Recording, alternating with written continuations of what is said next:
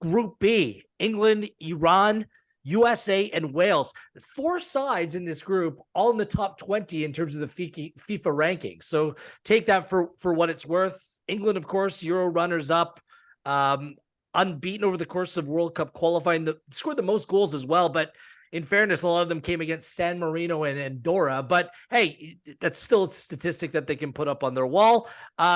Look, this team in the Nations League in 2022 wasn't very good. Didn't win a game in 6, 3 draws and 3 losses over that span. A rematch against the United States, we'll remember, in a 1-1 final. Yikes, back in 2010 in South Africa. We'll see what England can do in this tournament. Their knockout draws, by the way, were favorable in both 2018 in the World Cup as well as in 2021. Could be a favorable draw for them this time around as well. Iran, a familiar face, Carlos Queiroz is back in charge after a little bit of a hiatus, but he's come back in. This side has some real talent, especially up front. Taremi, Porto, Osmoon, these are some good players. And this is a side that was competitive in a very difficult group at the last World Cup that features Spain, Portugal, as well as Morocco. The United States, third in CONCACAF. Christian Pulisic is kind of their main man, but he's really struggled for Chelsea. Just 1 goal at 18 this season. And they're also the youngest side of the United States to go on and qualify for the World Cup. And Wales, under Rob Page, first World Cup since 1958. Gareth Bale's fit, barely played for LAFC despite winning an MLS Cup. Finished second in a group featuring Belgium and Czech Republic. And you know, they're playing England in the last game and the United States in their first game for those watching at home. So those games and the order of the games could be an important factor in this group. Minus 276 for England to win the group, plus 1,400 for Iran, plus 551 for the USA, and plus 653 for Wales. Certainly on paper, gentlemen, this is England's group to lose. Can they find a way to go on and lose it, Jake? Well, it's England, so yeah, they can. But I don't think they will. I think they'll at the very least they'll qualify, but I don't think it'll be plain sailing. I really don't. I think that what we've seen over the last couple of years has been, well, since the Euros, I guess it's only been a year, hasn't it? So fast forward a year. But it's not been great.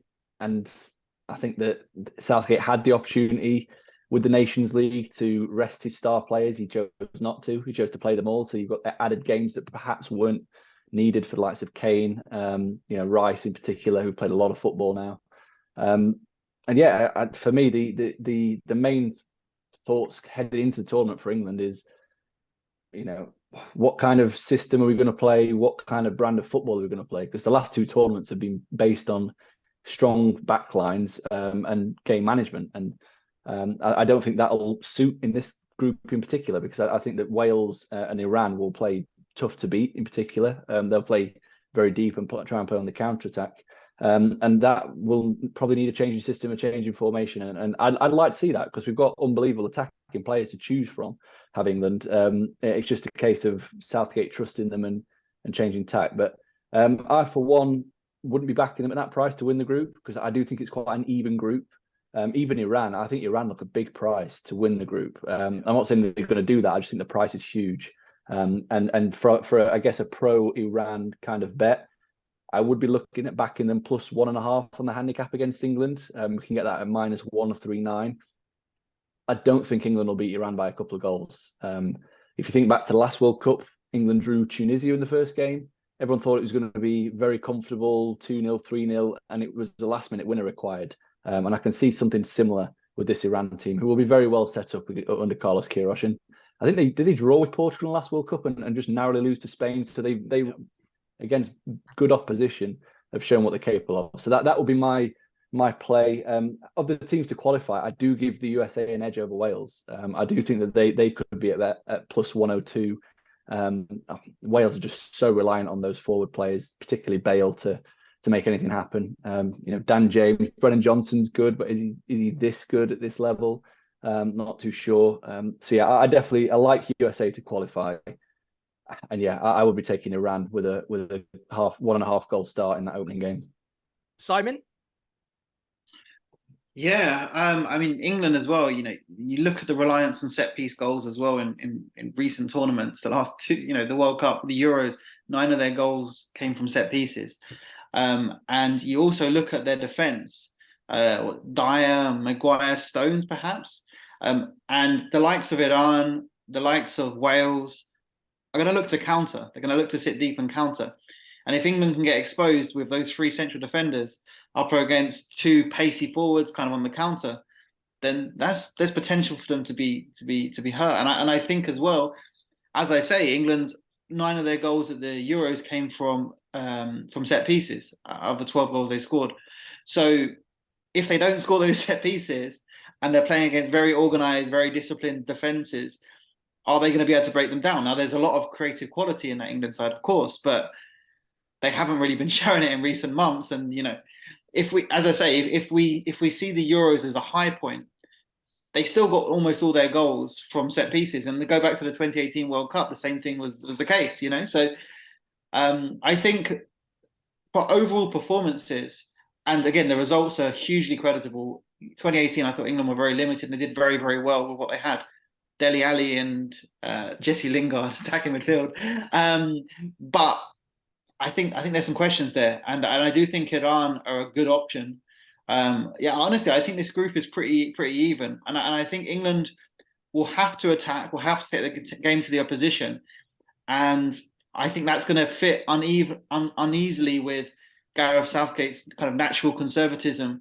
I think the opposition are going to be delighted to sit back and defend. And I think England are going to feel a little bit awkward in an attack and be vulnerable to counters. So I think there's definitely some value in betting against England in this one because, you know, on paper, they're the strongest side.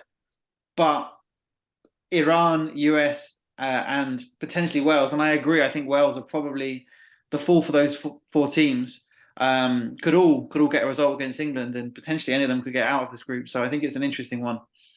Seems counterintuitive to playing 3 center halves, doesn't it, for England in a group like this, where it's not really what's required. Andrew, where do you stand?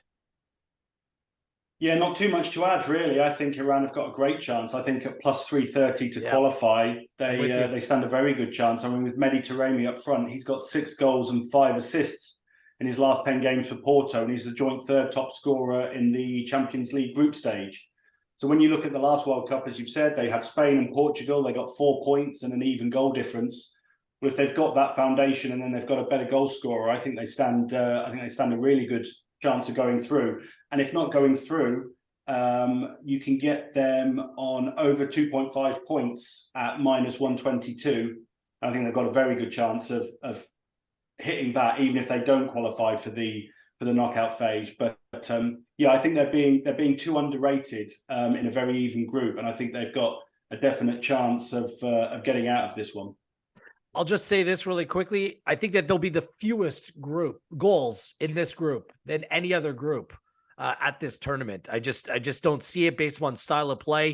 The United States don't have a number 9. They don't have it's a big hole in that team. So all 4 of these teams have questions to be asked of them, and I don't think it'll be straightforward whatsoever.